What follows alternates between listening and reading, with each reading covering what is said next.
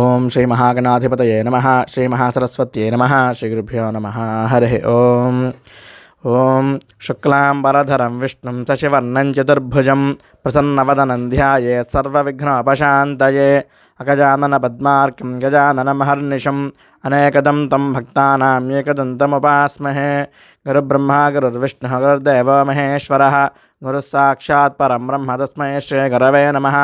అఖండమండలాకారం వ్యాప్తం ఏన చరాచరం తత్పదం దర్శితం ఏన తస్మై శ్రీ గురవే నమః. అజ్ఞానతిమిరాంధస్య జ్ఞానాంజనశలాకయా చక్షురున్మీలితం ఏన తస్మై శ్రీ గురవే నమః. యా కుందేందుతుషారహారధవళా యా శుభ్రవస్త్రావృతా యా వీణావరదండమండితకరా యా శ్వేతపద్మాసనా యా బ్రహ్మాచ్యుతశంకర ప్రభృతిభిర్దేవైः సదా పూజితా సా మాం పాతు సరస్వతి భగవతి నిశ్శేషజాడ్యాపహ. కూజంతం రామ రామేతి మధురం మధురాక్షరం ఆరుహ్య కవితాశాఖాం వందే వాల్మీకికోకిలం. గోష్పదేకదవారాశిం మశకీకృతరాక్షసం రామాయణ మహామాలారత్నం వందే అనిలాత్మజం. మనోజవం మారుతతుల్యవేగం జితేంద్రియం బుద్ధిమతాం వరిష్టం వాతాత్మజం వానరయోధముఖ్యం శ్రీరామదూతం శిరసా నమామి.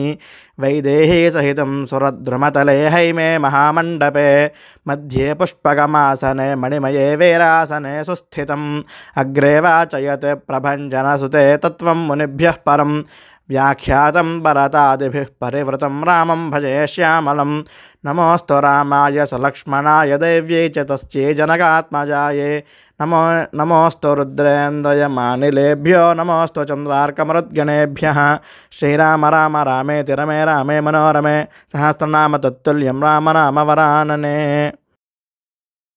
ఓం నారాయణ సమారంభాం వ్యాస శంకరమధ్యమాం అస్మదాచార్యపర్యంతాం వందే గురుపరంపరాం. మాలాం కుండీం చ ఢమరుం శూలం శంఖం సుదర్శనం నదానం భక్తవరదం దత్తాత్రేయం నమామ్యహం. శ్రీమద్ రామాయణము సుందరకాండ 3వ సర్గ. హనుమంతుడు ధైర్యం చేసి లంకానగర ముఖద్వారము వద్దకు వచ్చాడు. అక్కడ నుండి లంకానగరాన్ని చూచాడు. లంకానగరంలో భవనాలు తెల్లగా అందంగా ఉన్నాయి. లంకానగరము ముఖద్వారము వద్ద అసంఖ్యాకంగా ఏనుగులు నిలిచి ఉన్నాయి. అక్కడ సైనికులు కాపలా కాస్తున్నారు. లంకానగరము చుట్టూ బంగారముతో కట్టబడిన ప్రాకారమును చూచాడు హనుమంతుడు. మెల్లిగా ఆ ప్రాకారము దగ్గరికి వెళ్ళాడు. అక్కడ నుండి లంకానగరమును దూరం నుంచి చూశాడు. లంకానగరము ఉన్న ఇండ్లకు అమర్చబడిన ద్వారములు అన్నీ బంగారముతో నిర్మించబడి ఉన్నాయి. ఆ నగరమునకు ఉన్న అరుగులు అన్నీ మణులు మాణిక్యాలతో అలంకరింపబడి ఉన్నాయి. లంకా నగరములో భవనములు అన్నీ ఆకాశాన్ని అంటుతున్నాయి, అంత ఎత్తుగా ఉన్నాయి. దేవేంద్ర నగరము వలె ఉన్న ఆ లంకా నగరమును చూసి హనుమంతుడు ఎంతో సంతోషించాడు. అంతలోనే హనుమంతుడికి ఒక సందేహము కలిగింది. ఈ లంకా నగరమును రావణుని సైన్యములు అహర్నిశలు అనగా రాత్రి పగలు కాపలా కాస్తున్నారు కదా. కాబట్టి వీరిని బలప్రయోగంతో ఎదిరించడం చాలా కష్టము. అసలు ఇక్కడి దాకా వానరులు రావాలి కదా.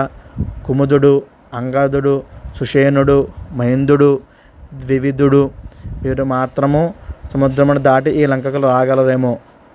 తరువాత సుగ్రీవుడు, కుశపర్వుడు, అర్క్షుడు, నేను మాత్రమే ఇక్కడికి రాగలము అని అనుకున్నాడు హనుమంతుడు.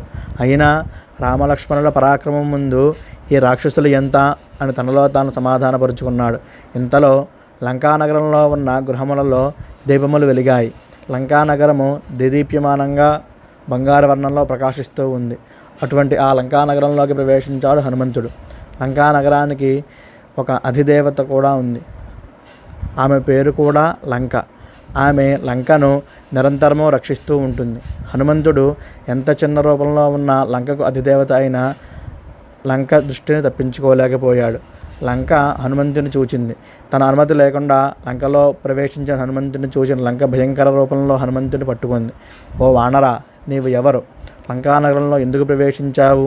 నేను నిన్ను చంపేలోగా నిజం చెప్పు. ఈ లంకానగరాన్ని అనుక్షణం రాక్షసులు కాపలా కాస్తూ ఉంటారు. నీవు అడుగు కూడా ముందుకు వెయ్యలేవు.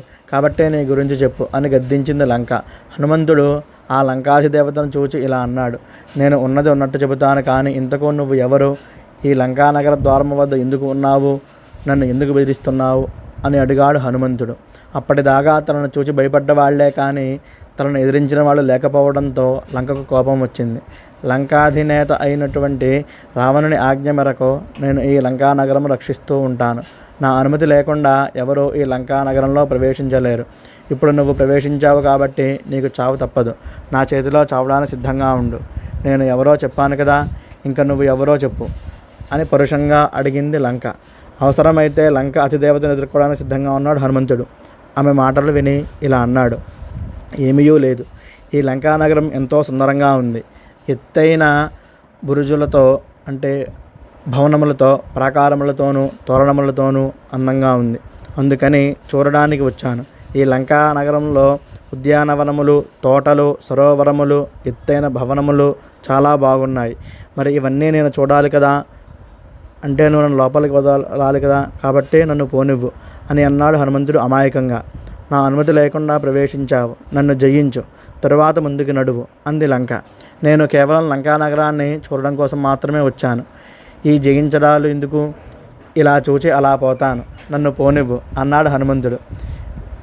వీడి మాటలతో వినే రకం కాదనుకుంది లంక. తన అరిచేతితో హనుమంతుని ఒక్క చెరుపు చరిచింది. ఆ దెబ్బకు హనుమంతుడు కుయ్యోమని అరిచాడు. ఎడమ చేతి పిడికిలితో ఒక్క పోటు పొడిచాడు. ఆ దెబ్బకు లంక దిమ్మ తిరిగి నేల మీద పడిపోయింది. అయ్యో, ఆడదాన్ని కొట్టానే అని బాధపడ్డాడు హనుమంతుడు. హనుమంతుని పిడికిలి దెబ్బలు తిన్న లంక హనుమంతునితో ఇలా అంది, ఓ వానరా, నన్ను చంపకు. నీలాంటి బలవంతులు స్త్రీలను చంపరు కదా. నీవు నన్ను జయించావు. నేను లంకా నగరాన్ని, నువ్వు నీ పరాక్రమంతో లంకను జయించావు. పూర్వము బ్రహ్మ నాకు ఓ వరం ప్రసాదించాడు. ఎప్పుడైతే నన్ను ఒక వానరుడు జయిస్తాడో అప్పుడే రాక్షసులకు భయం అనేది తెలుస్తుంది. ఇప్పుడు వానరవీరుడైన నీవు నన్ను జయించావు. బ్రహ్మ చెప్పిన సమయం ఆసన్నమైంది. రాక్షసులకు చేటుకాలము దాపురించింది. సీత మూలంగా రావణుడికి, లంకలో రాక్షసులకు వినాశము సమీపించింది. ఓ వానరా, నీవు నీ ఇష్టం వచ్చినట్టు లంకలో ప్రవేశించు. సీత కొరకు వెతుకు. నీవు ఏమి చేయాలనుకున్నావో అది చెయ్యి. ఈ లంకా నగరానికి శాపం తగిలింది, దానిని ఎవరో తప్పించలేరు అని పలికింది లంక. సమాప్తము. శ్రీమద్ రామాయణము సుందరకాండ 3వ సర్గ సంపూర్ణము. ఓం తత్సత్. హరి ఓం తత్సత్. పరమేశ్వరార్పణమస్తు. జై శ్రీరామ్.